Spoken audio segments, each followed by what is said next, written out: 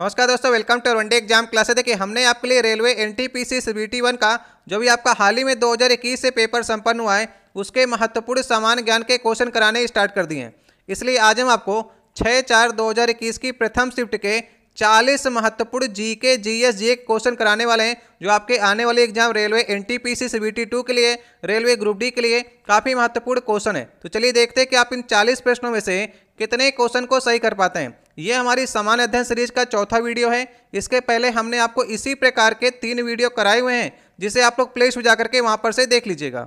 आज का पहला क्वेश्चन है, कौन सा विटामिन रक्त का थक्का जमने के लिए आवश्यक प्रोटीन और कैल्शियम को सक्रिय करता है।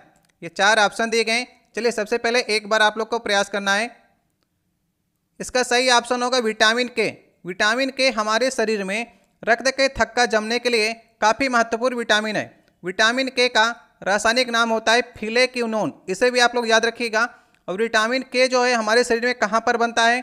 यकृत में बनता है। विटामिन के हमारे शरीर में यकृत में बनता है। अगर आपको वीडियो अच्छा लग रहा हो तो वीडियो को लाइक कर दीजिएगा।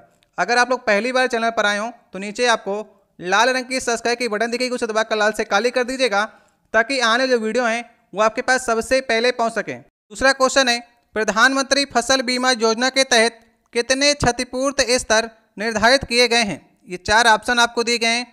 प्रधानमंत्री फसल बीमा योजना कब स्टार्ट की गई थी? जनवरी 2016 में स्टार्ट की गई थी। ये डेट भी आपसे, सन भी आपसे पूछता है, तो याद रखिएगा जनवरी 2016 में स्टार्ट की गई थी। और इसके 3 क्षतिपूर्ति स्तर हैं, 70%, 80% और 90%। 70% उच्च है, 80% मध्यम है और 90% जो है क्षतिपूर्ति स्तर वो निम्न क्षतिपूर्ति स्तर है। तो सही ऑप्शन होगा इसका पहला वाला ऑप्शन। तीसरा क्वेश्चन है, भारत सरकार ने इनमें से किसके जन्मदिवस को प्रतिवर्ष पराक्रम दिवस के रूप में मनाने का निर्णय लिया है। ये 4 ऑप्शन आपको दिए गए हैं। देखिए, भारत सरकार ने 23 जनवरी को पराक्रम दिवस मनाने की घोषणा की है। ये सुभाष चंद्र बोस जी का 23 जनवरी 2021 को 125वीं जयंती पर निर्णय लिया गया कि सुभाष चंद्र बोस की जन्म तिथि पर हम लोग पराक्रम दिवस मनाएंगे। कब मनाएंगे? 23 जनवरी को मनाएंगे। ये डेट भी आप लोग याद रखिएगा, क्योंकि अगले एग्जाम में आपसे पूछेगा कि 23 जनवरी को कौन सा दिवस मनाया जाता है, तो पराक्रम दिवस मनाया जाता है। चौथा क्वेश्चन है, भारत के वन्य जीव संरक्षण अधिनियम 1972 में कितनी अनुसूचियां हैं। आपके एग्जाम में यह भी क्वेश्चन पूछा जाता है कि वन्य जीव संरक्षण अधिनियम कब पारित किया गया था? 1972 में किया गया था। और इसमें कितनी अनुसूचियां हैं? सही ऑप्शन होगा पहला ऑप्शन। इसमें 6 अनुसूचियां हैं। जो भी हमारे संकटग्रस्त जीव हैं उनको अलग अलग कैटेगरीज में, जैसे कि 1, 2, 3, 4, 5 अलग अलग कैटेगरीज में उनको बांट दिया गया है। इस प्रकार से इसमें 6 अनुसूचियां हैं जिनमें अलग अलग जानवरों को रखा गया है। 5वां क्वेश्चन है, भूपर्टी की संरचना में अभ्रक की मात्रा लगभग कितनी होती है। ये 4 ऑप्शन आपको दिए गए हैं। चलिए बताने का प्रयास करिए।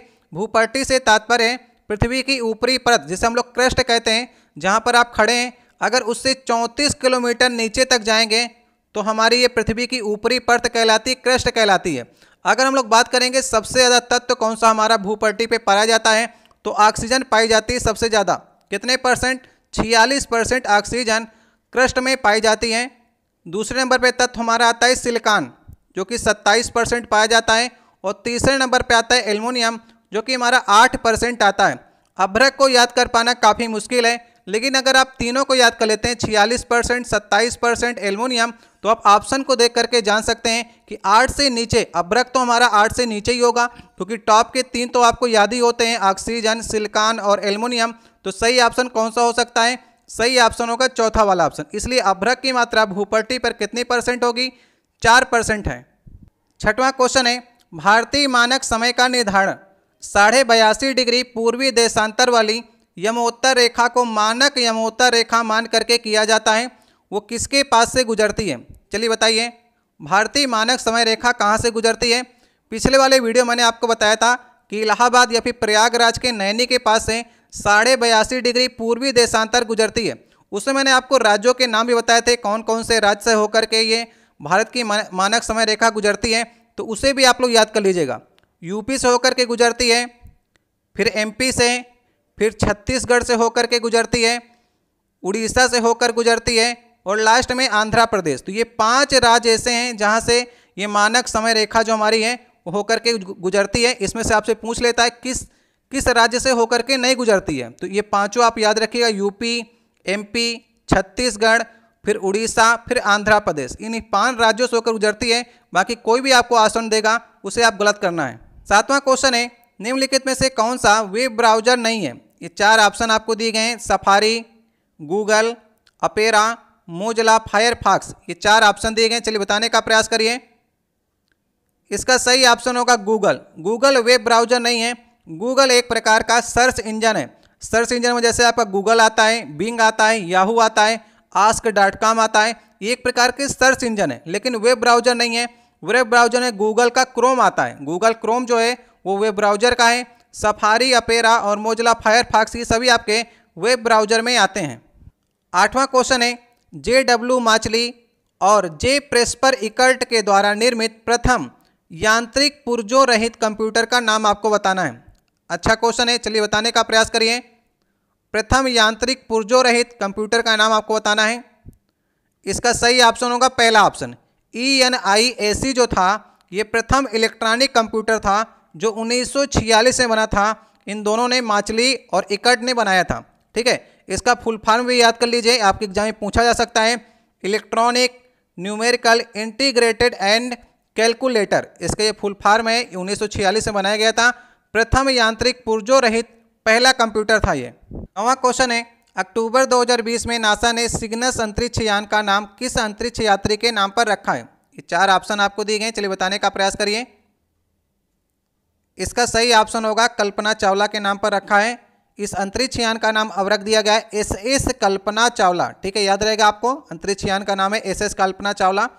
कल्पना चावला को आप जानते होंगे। 1 फरवरी 2003 को जब इनका अंतरिक्ष यान पृथ्वी के अंदर इंटर कर रहा था तो वो दुर्घटनाग्रस्त हो गया और कल्पना चावला समेत 7 लोगों की मृत्यु हो गई। ठीक है, तो उन्हीं की याद में इस अंतरिक्ष यान का नाम SS कल्पना चावला रखा गया है। और एक क्वेश्चन और आपके एग्जाम में पूछा जाता है कि कल्पना चावला किस विमान से गई थी जो दुर्घटनाग्रस्त हो गया? उस विमान का नाम आपके एग्जाम में पूछा जाता है, तो उस विमान का नाम है कोलंबिया। याद रहेगा आपको, कोलंबिया अंतरिक्ष यान से कल्पना चावला गई थी जो 1 फरवरी 2003 को दुर्घटनाग्रस्त हो गया था। 10वां क्वेश्चन है, बाइनरी प्रणाली में 1 गीगाबाइट कितने मेगाबाइट के बराबर होता है? ये 4 ऑप्शन दिए गए हैं। चलिए बताइए। 1 GB कितने MB के बराबर होती है? तो 1 GB डाटा आपको मिलता है ना, तो 1 GB डाटा अगर आपको मिलता है तो उसमें 1024 MB होती है। ठीक है, और 1 MB में क्या होता है? 1 MB में 1024 KB होती है। ये भी आप लोग याद रखिएगा। ठीक है, तो सही ऑप्शन कौन सा ऑप्शन होगा? सही ऑप्शन होगा तीसरा वाला ऑप्शन। 11 नंबर क्वेश्चन है, निम्नलिखित में से किस मंदिर का निर्माण पल्लव वंश के शासकों द्वारा कराया गया था? ठीक है, अगर आपने थोड़ा सा भी पल्लव वंश के बारे में पढ़ा होगा तो पल्लव वंश की राजधानी थी क्या? कांचीपुरम। तो कांचीपुरम का कैलाश मंदिर जो होगा वो पल्लव शासक ही बनाएंगे। इसी अनुसार आप चौथे ऑप्शन को टिक करके सही करके आ सकते थे। इस कैलाशनाथ मंदिर को राज सिद्धेश्वर मंदिर भी कहा जाता है और इसका निर्माण किसने कराया था? पल्लव शासक नरसिंह वर्मन। ठीक है, याद कर लीजिए कि एग्जाम में पूछा जाता है। नरसिंह वर्मन द्वितीय ने करवाया था। ठीक है, कांचीपुरम का कैलाशनाथ मंदिर जिसे हम लोग क्या कहते हैं? राज सिद्धेश्वर मंदिर भी कहते हैं, पल्लव शासक नरसिंह वर्मन द्वितीय ने बनवाया था। 12 नंबर क्वेश्चन है, नाटो जिसे हम लोग कहते हैं उत्तरी अटलांटिक संधि संगठन किस प्रकार का संगठन है? ये 4 ऑप्शन आपको दिए गए हैं। देखिए, इसके पहले एग्जाम में नाटो से जो क्वेश्चन पूछा जाता था या तो इसका फुल फॉर्म पूछा जाता था या तो इसका हेडक्वार्टर पूछा जाता था। अब की बार आपसे अंदर से क्वेश्चन पूछा गया ये किस प्रकार का संगठन है, तो इसका सही आंसर होगा तीसरा ऑप्शन, एक अंतर सरकारी सैन्य संधि है। नाटो का फुल फॉर्म होता है नॉर्थ अटलांटिक ट्रीटी ऑर्गेनाइजेशन। जो उत्तरी अटलांटिक है महासागर है, उत्तरी अटलांटिक महासागर के पास जो देश हैं लगभग 30 देशों का ये समूह है, उसने ये संगठन बनाया है कि हम पर कोई अगर बाहरी हमला होता है तो हम सभी लोग मिल करके आपस में सहयोग करेंगे। कब बना था ये? 1949 में बना था। इसका हेडक्वार्टर कहाँ पर है? बेल्जियम के ब्रुसेल्स में है। याद रखिएगा, नाटो का हेडक्वार्टर ब्रुसेल्स में है। कब बना था? 1949 में बना था। और ये एक प्रकार का अंतर सरकारी सैन्य संधि है कि हम सभी देश आपस में मिल करके अगर कोई बाह्य आक्रमण करता है तो उनके साथ में लड़ेंगे। 13 नंबर क्वेश्चन है, किसके अनुसार ईस्ट इंडिया कंपनी द्वारा भारतीय शासकों को अपनी स्वतंत्र सशस्त्र सेनाएं रखने की अनुमति नहीं दी गई थी? कौन सी ऐसी प्रणाली थी, नीति थी, जिसके तहत कोई भी शासक अपनी सेनाएं नहीं रख सकता था? सही ऑप्शन होगा सहायक संधि प्रणाली। ठीक है, सहायक संधि किसने लागू की थी? लॉर्ड वेलेजलिन लागू की थी। किनके किनके बीच हुई थी? ईस्ट इंडिया कंपनी और भारतीय शासक। भारतीय शासक से तात्पर्य है जैसे भारत में ढेर सारी रियासतें होती थी तो वहाँ पर उसके राजा या फिर नवाब होते थे जिन्हें हम लोग शासक मान सकते हैं, तो उनके बीच हुई थी। ईस्ट इंडिया कंपनी ने ये सहायक संधि इसलिए की थी कि वो कह रही थी कि हम अपने सैनिक जो हैं आपके राज्य में रखेंगे। ठीक है, आपके राज्य में रखेंगे, जो आपके राज्य में बाह्य आक्रमण होंगे उनको हमारे सैनिक जो हैं इसका डटकर मुकाबला करेंगे और इनका जो सैन्य खर्च आएगा वो आप ही उठाएंगे, हम नहीं उठाएंगे, इनका खर्च आप ही उठाएंगे। अगर आप नहीं दे पाएंगे तो आपको भूमि का टुकड़ा अपना जो है वो देना पड़ेगा, अपना भूमि का हिस्सा जो है इन सैनिकों को देना पड़ेगा। तो इस प्रकार से ये संधि की गई थी और सबसे पहले इसको स्वीकार किसने किया? हैदराबाद के निजाम ने 1798 में इसे सबसे पहले स्वीकार भी कर लिया। देखिए, अंग्रेजों का इसमें दो प्रकार से फायदा था। एक फायदा तो ये था कि अपने सैनिक रखने से उनको अंदर की सारी गतिविधियां मालूम चल जाती थी कि इस रियासत में क्या चल रहा है, और दूसरा उनका ये फायदा था कि बाहर से मान लीजिए डच, डेनिश, पुर्तगाली ढेर सारे उस समय थे यूरोपीय, तो उनका कब्जा कहीं इस रियासत में ना हो जाए, इसलिए अंदर अपने सैनिक रखते थे। कोई बाहर से आक्रमण करने आएगा तो वहां से भी निपट लेंगे, और सैन्य खर्च की बात करेंगे तो ये शासक तो उठाएगा। तो इस प्रकार से अंग्रेज दोहरे फायदे में थे। 14 नंबर क्वेश्चन है, किस नवरत्न कंपनी को सामान्यतः विजाग स्टील के नाम से जाना जाता है? ये चार ऑप्शन है, बताइए विजाग स्टील के नाम से किसे जाना जाता है? सही ऑप्शन होगा पहला ऑप्शन, राष्ट्रीय इस्पात निगम लिमिटेड को विजाग स्टील से जाना जाता है। इसे तो आपको याद करना पड़ेगा। 15 नंबर क्वेश्चन है, निम्नलिखित में से कौन सा आर्किमिडीज के सिद्धांत पर आधारित नहीं है? ये चार ऑप्शन दिए गए हैं, हाइड्रोमीटर, लेक्टोमीटर, हवाई जहाज के पंखों की डिजाइन, जहाज़ों और पनडुब्बियों की डिजाइन। देखिए, थोड़ा सा भी अगर आप आर्किमिडीज का सिद्धांत जानते होंगे तो आर्किमिडीज जो थे वो द्रव संबंधी सिद्धांत दिए थे। जब कोई वस्तु किसी द्रव में पूर्ण या आंशिक रूप से डुबाई जाती है, इस प्रकार से आप आर्किमिडीज का सिद्धांत पढ़ते हैं।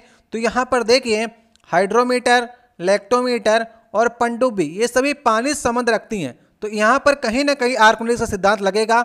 हवाई जहाज के पंखों और पंखुड़ियों की जो डिजाइन होती है उन पर आर्किमिडीज का सिद्धांत नहीं लगता है। तो कौन सा ऑप्शन सही होगा? तीसरा वाला ऑप्शन सही ऑप्शन होगा।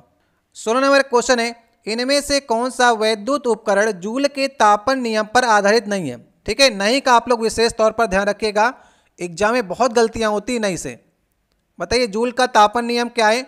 जूल का तापन नियम यह है कि अगर हम विद्युत प्रवाहित करते हैं, विद्युत ऊर्जा का उष्मीय ऊर्जा में परिवर्तन ही जूल का तापन नियम कहलाता है। जैसे कि आपका इलेक्ट्रिक आयरन हो गया, अगर आप इसमें विद्युत करेंगे, इलेक्ट्रिक आयरन में विद्युत लगाएंगे तो आयरन जो होता है गर्म हो जाता है। उसी प्रकार से इलेक्ट्रिक केतली होती है, आप विद्युत देंगे तो यह गर्म हो जाएगी।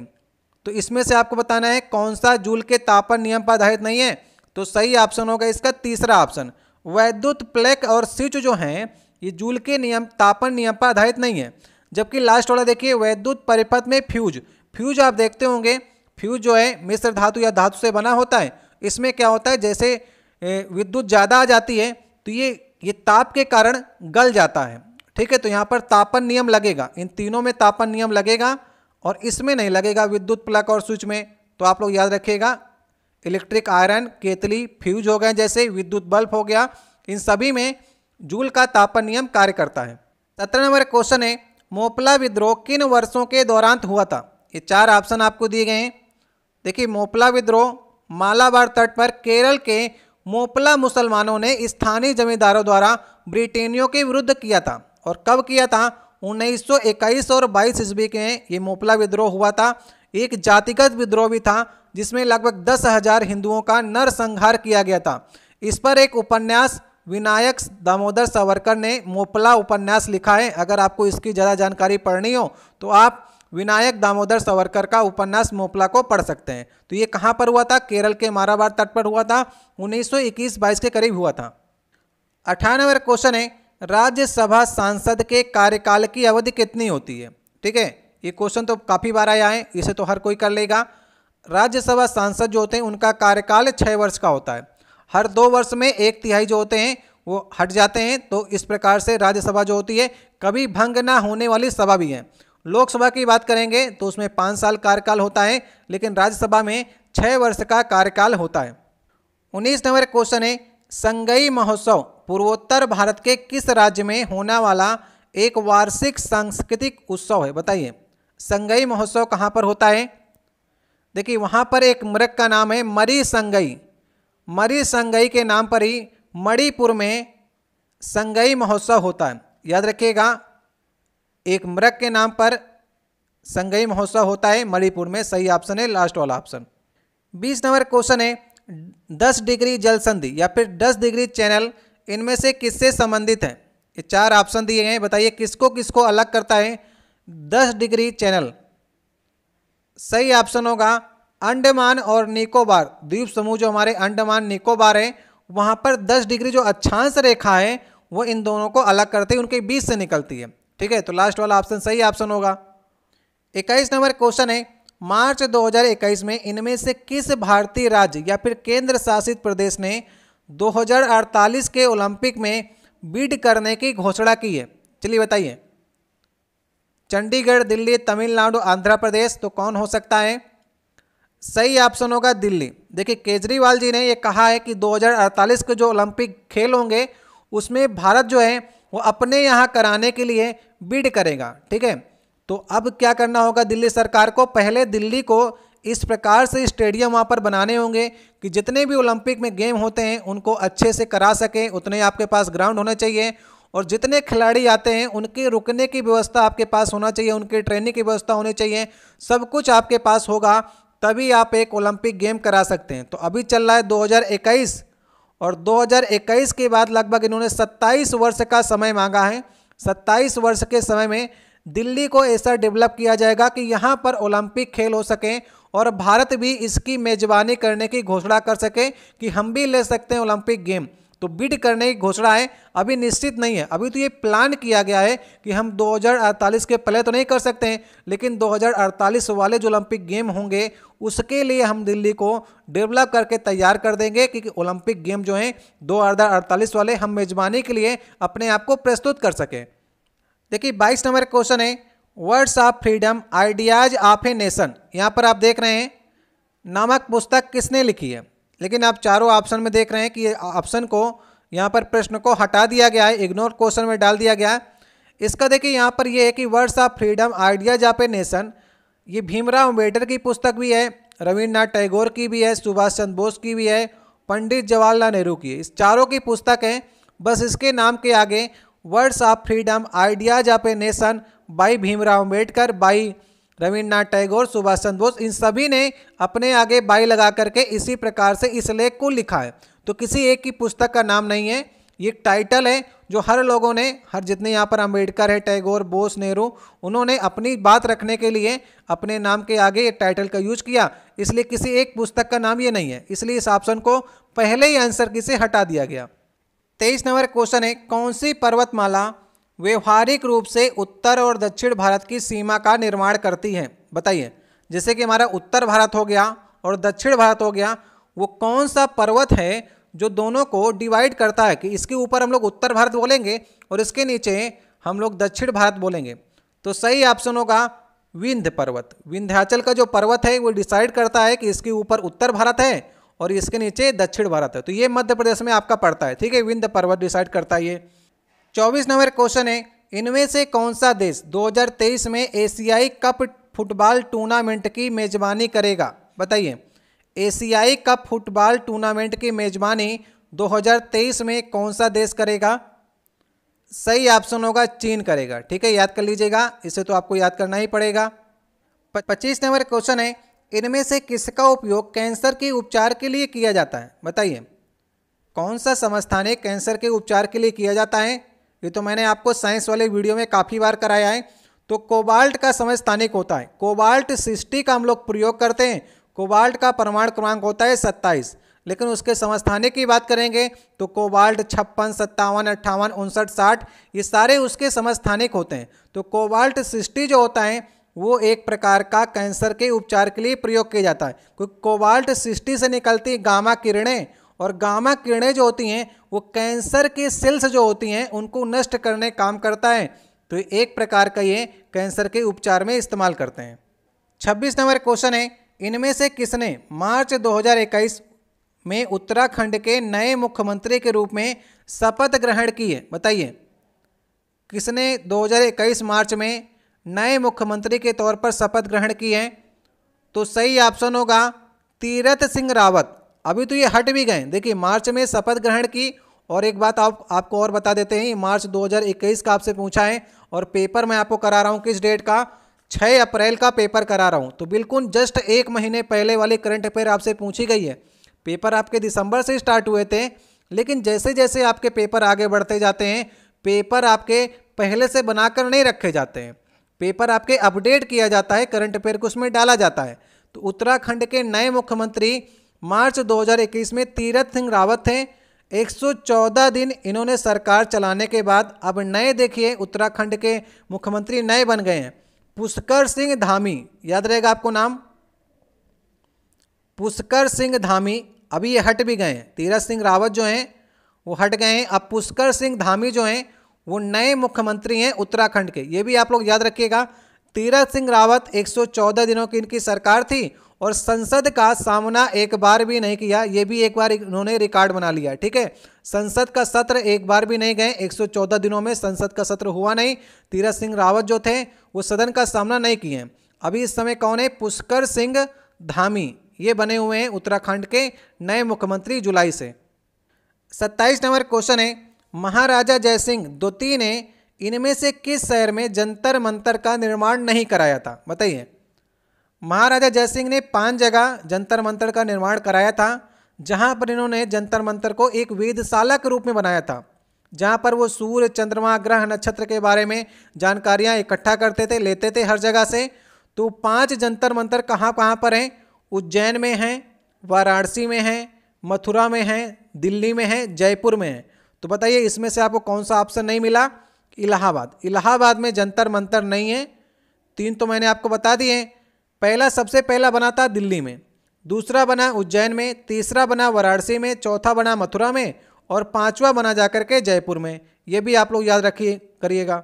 28 नंबर क्वेश्चन है, पुलकेशिन द्वितीय किस राजवंश का सर्वाधिक प्रख्यात शासक था? बताइए। पुलकेशिन द्वितीय नाम सुना होगा आपने, चालुक्य वंश का था। ये चालुक्य वंश में भी वंश आते हैं आपके, वतापी के चालुक्य, वतापी के चालुक्य वंश का पुलकेशिन द्वितीय जो था वो प्रख्यात शासक था। याद रखिएगा, पल्लव शासक नरसिंह वर्मन प्रथम ने 642 ईस्वी में पुलकेशिन द्वितीय को हरा दिया और वतापी पर अधिकार कर लिया।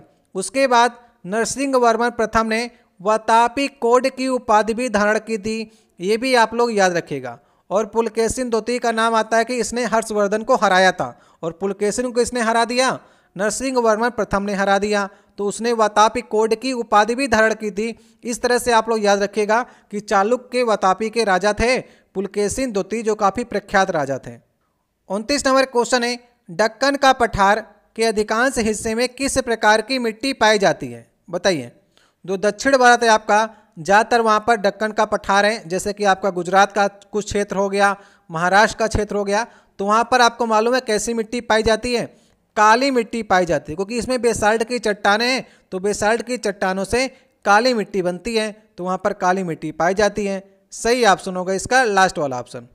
30 नंबर क्वेश्चन है, निम्नलिखित में से कौन सा एक कथन सत्य नहीं है? इसकी आपको पहचान करनी है। बताइए। चारों को पढ़ते हैं पहले। देखिए, गैस्ट्रिक ग्रंथियां आमाशय में हाइड्रोक्लोरिक अम्ल और पेप्सिन एंजाइम और श्लेष्मा को मुक्त करती हैं। सही है बिल्कुल हमारा। यकृत और अग्नाशय का स्राव आमाशय में होता है, ये बात गलत है, आमाशय में नहीं होता है। तीसरा है, श्लेष्मा आमाशय की अंदरूनी परत को अम्ल से बचाता है, ये बिल्कुल सही है। भाई हमारे पेट में अम्ल है तो उसकी बचत कैसे करेगा? हमारी पेट की तो श्लेष्मा करती हैं। हाइड्रोक्लोरिक अम्ल पेप्सिन एंजाइम की क्रिया को आसान बनाने के लिए एक अम्लीय माध्यम प्रदान करता है, ये भी सही है। तो गलत कौन सा है? दूसरा वाला ऑप्शन जो है वो गलत ऑप्शन है। 31 नंबर क्वेश्चन है, भारत में प्रवाही योजनाएं जिसे हम लोग रोलिंग प्लान्स कहते हैं, रोलिंग प्लान्स जो हैं ये फेमस हैं, हिंदी में ज़्यादा नहीं फेमस है लेकिन रोलिंग प्लान्स फेमस हैं, लागू करने वाले भारत के प्रधानमंत्री कौन थे, बताइए। रोलिंग प्लान्स कौन लाया था?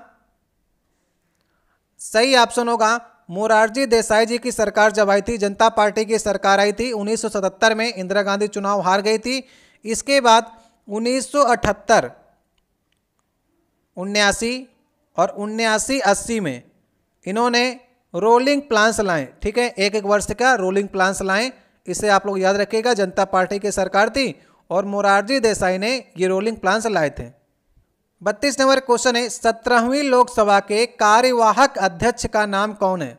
अच्छा क्वेश्चन है। देखिए आप लोग को ये तो मालूम होगा कि अध्यक्ष कौन है, लेकिन आपसे प्रोटेम स्पीकर पूछा है। जैसे 16वीं लोकसभा के अध्यक्ष का कार्यकाल पूरा हो गया, अभी हमको 17वीं वाली का चुनना है, तो हम बीच में क्या करते हैं, एक कार्यवाहक अध्यक्ष के रूप में बना देते हैं। तो जैसे कि अब इस समय 17वीं लोकसभा के अध्यक्ष है ओम बिरला, तो ओम बिरला के बनने से पहले और सुमित्रा महाजन के बनने के बाद बीच में कुछ समय बाकी रहता है, उसके लिए हम लोग कार्यवाहक अध्यक्ष बना देते हैं। जब किसी प्रधानमंत्री का कार्यकाल या फिर मृत्यु हो जाती है तो वहाँ पर हम लोग कार्यवाही प्रधानमंत्री बना देते हैं। उसी प्रकार से ये कार्यवाहक अध्यक्ष हैं। उस समय कौन बने थे? वीरेंद्र कुमार बने थे। काफ़ी डीप क्वेश्चन पूछा गया, इसको आप लोग याद करने का प्रयास करिएगा। 17वीं लोकसभा के कार्यवाहक अध्यक्ष कौन थे? वीरेंद्र कुमार। अगर 17वीं लोकसभा के अध्यक्ष पूछे जाएं तो ओम बिरला को सही कर दीजिएगा। 34 नंबर क्वेश्चन है, चिपको आंदोलन इनमें से किससे संबंधित था? चिपको आंदोलन आपको मालूम है सुंदरलाल बहुगुणा के द्वारा उत्तराखंड में चलाया गया था, चमोली प्रांत में। इसमें क्या किया जाता था, जैसे कोई पेड़ को काटने आते थे तो उन पेड़ में चपक जाते थे। ठेकेदार पेड़ को काटने आते थे तो मनुष्य क्या करता था, उन्हीं पेड़ में चपक जाता था कि हम इसे काटने नहीं देंगे। चिपको आंदोलन मतलब पेड़ में चपक जाना, हम इसे काटने नहीं देंगे। ये आंदोलन काफ़ी चर्चित किया था सुंदरलाल बहुगुणा ने, ठीक है। तो किसके अंतर्गत आएगा? पर्यावरण संरक्षण के अंतर्गत आएगा चिपको आंदोलन। कहाँ से स्टार्टिंग हुई थी? उत्तराखंड से स्टार्टिंग की थी। और इसलिए प्रचलित किसने किया? सुंदरलाल बहुगुणा ने किया था। 34 नंबर क्वेश्चन है, निम्नलिखित में से किस IIT को FSSAI द्वारा 7 ईट राइट कैंपस में से एक के रूप में घोषित किया गया है? बताइए। FSSAI के बारे में आप जानते होंगे, food safety and standard authority of India. जो आप फूड देखते होंगे, पैकेट देखते होंगे, उसमें आप जानते होंगे FSSAI का लोगो लगा होता है, ठीक है। तो प्रमाणित होता है ये फूड सेफ्टी की तरफ से। तो वहाँ पर ईट राइट कैंपस में किसको शामिल किया गया है?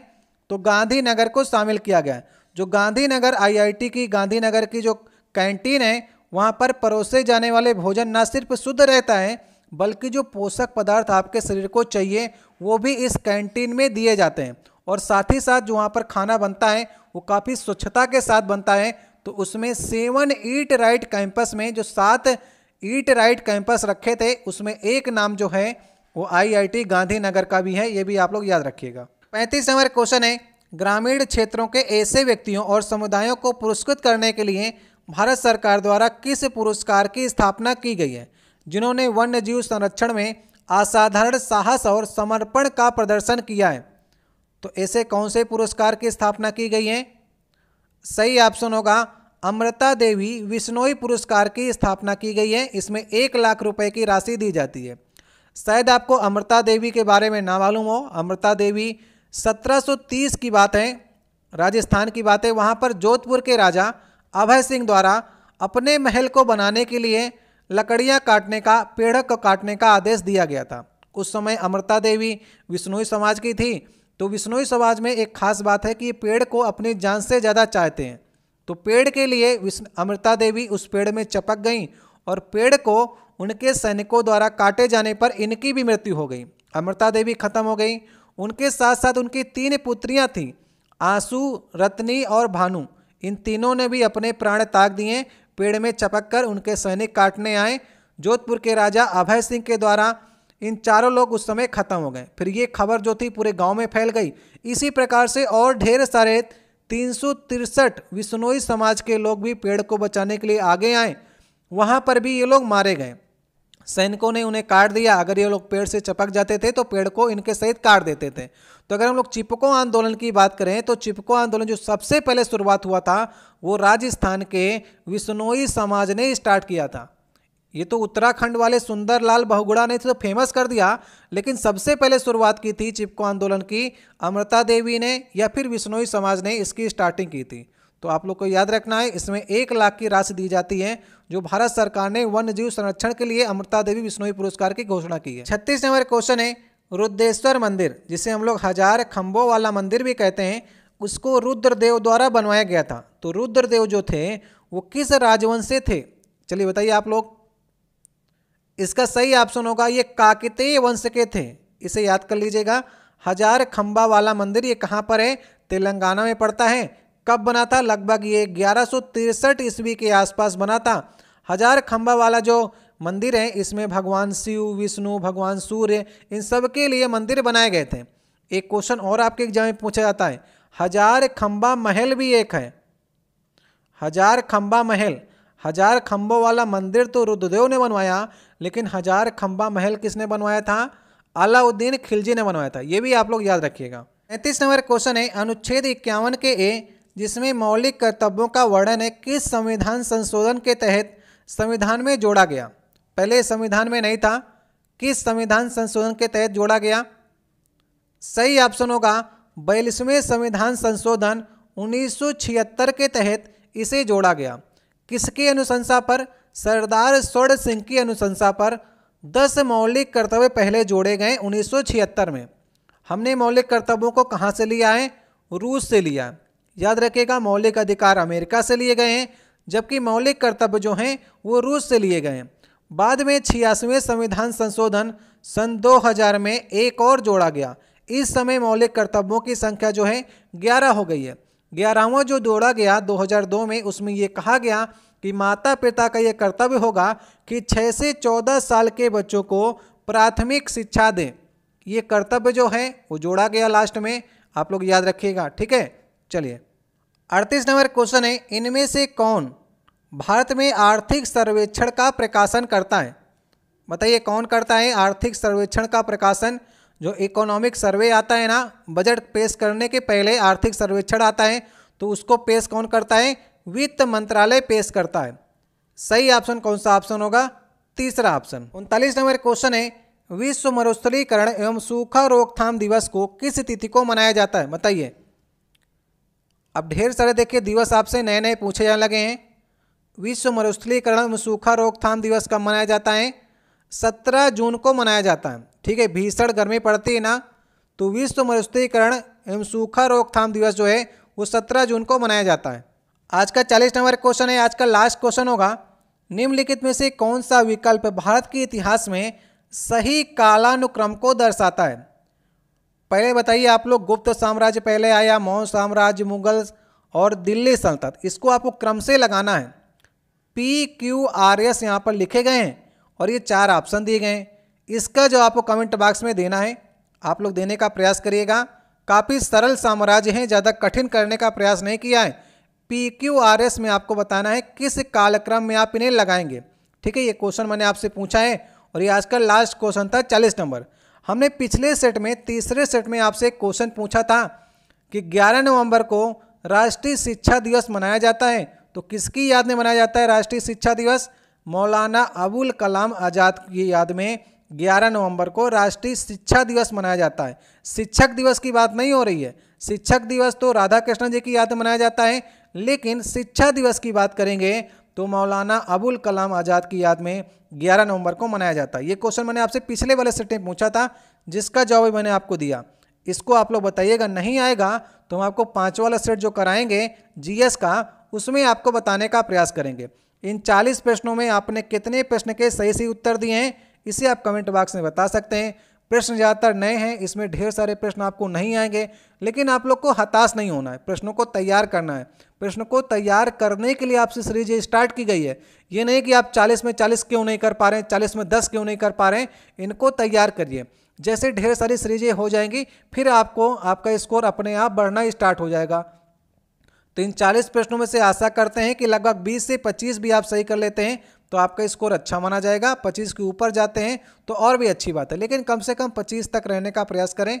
और भी ढेर सारे सेट आएंगे तो उनसे कुछ क्वेश्चन जो है रिपीट होना स्टार्ट हो जाएंगे, फिर आपके सही होना स्टार्ट होंगे। ठीक है, मिलते हैं आपसे नेक्स्ट वीडियो में। किसी प्रश्न में आपको डाउट होता है तो आप कमेंट बॉक्स में कह सकते हैं। इस प्रश्न का उत्तर देने का प्रयास करिएगा और अपने स्कोर कार्ड जरूर बताइएगा।